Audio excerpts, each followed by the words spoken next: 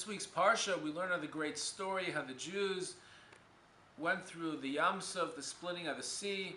Moshe, with the command of God, raised his hand and the sea split and they marched through to the other side to freedom, whereas the Egyptians drowned in the sea.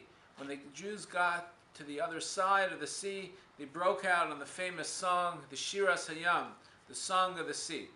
I want to focus on one of the phrases within the Shiras Hayam, the Song of the Sea. There's this expression which says, Zekeli vanvehu. This is my God, and I will beautify him. So I think it's important to understand what this message is. This is my God, I want to beautify him.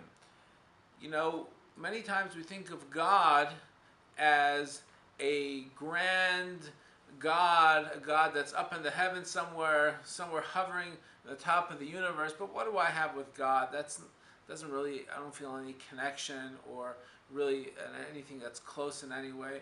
And that's what the expression of Zekeli is. This is my God. I want to have a relationship with him. I feel close to him.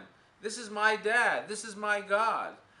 And not only that, Vanvehu, I will beautify him. What does that mean?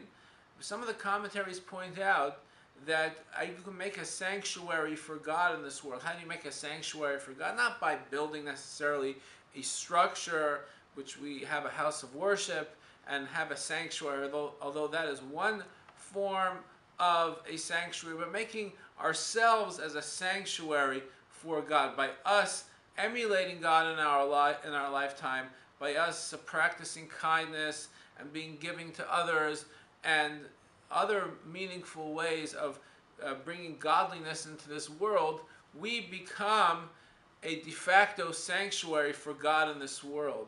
So it's twofold. We have to remember that this is my God.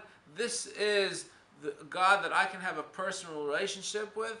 And not only that, through the actions that I perpetrate in this world, I can become a sanctuary for God in my lifetime.